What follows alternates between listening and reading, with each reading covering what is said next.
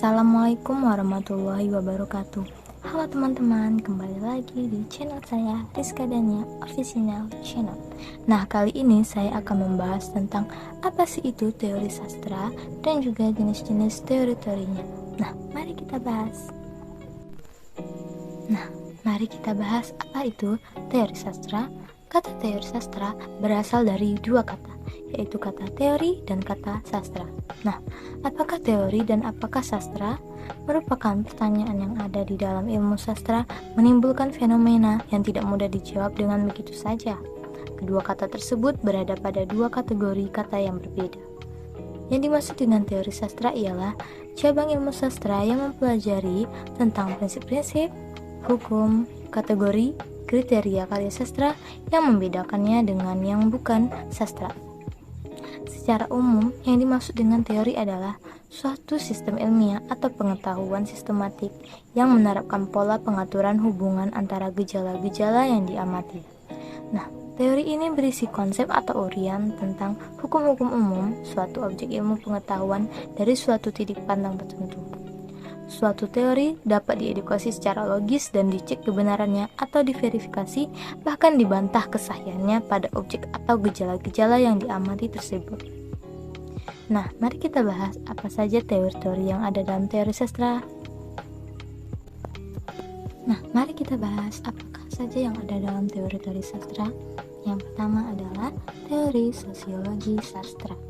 Teori sosiologi sastra menurut Sumarjan adalah suatu ilmu yang mempelajari struktur sosial dan proses sosial termasuk dengan perubahan-perubahannya. Selanjutnya ada teori feminisme.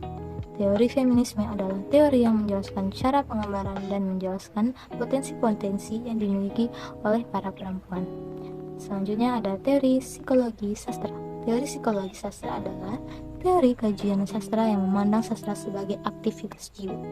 Selanjutnya adalah teori postkolonialisme. Teori ini menurut Gandhi adalah suatu teori yang berkeinginan menyangkut akibat dan wacana kolonialisme di masa kini. Selanjutnya ada teori strukturalisme. Teori ini merupakan teori pendekatan terhadap teks-teks sastra yang menekankan keseluruhan relasi antara berbagai unsur teks. Nah, dalam ilmu sastra pengertian strukturalisme sudah dipergunakan dengan berbagai cara. Yang dimaksudkan dengan istilah struktur ialah kaitan-kaitan tetap antara kelompok-kelompok gejala.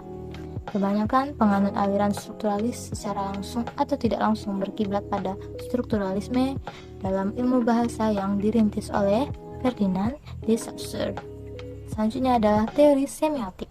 Teori semiotik adalah teori yang mempelajari tentang tanda yang terdiri dari bunyian-bunyian dan gambar. Nah, ada juga nih teori stilistika.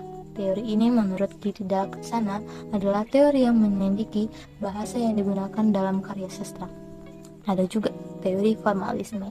Teori formalisme adalah teori yang digunakan untuk menganalisis karya sastra, mengutamakan bentuk dari karya sastra yang meliputi teknik pengucapan sehingga sastra dapat berdiri sendiri sebagai sebuah ilmu dan terbebas dari pengaruh ilmu-ilmu lainnya.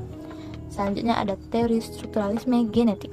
Teori ini adalah suatu teori yang menganalisis atau meneliti suatu karya sastra yang menghubungkan antara struktur sastra dengan struktur masyarakat melalui pandangan dunia yang diekspresikan. Ada juga nih teori resepsi sastra.